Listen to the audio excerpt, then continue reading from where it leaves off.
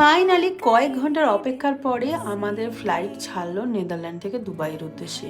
এই ফ্লাইটটা ছিল দোতলা ফ্লাইট, যদিও দোতলাতে আমাদের এন্ট্রি নেই কারণ ওটা কমপ্লিটলি বিজনেস ক্লাস, আর আমাদের টিকিট ছিল এমিরেটসের ইকোনমি ক্লাসে। সো আমরা নিচেই আছি, বাট এমিরেটসের সার্ভিস ভীষণ ভালো। দেখুন, বাচ্চা আছে বলে এই খেলনাগুলো দিয়েছে, আমার এত ভালো লেগেছে।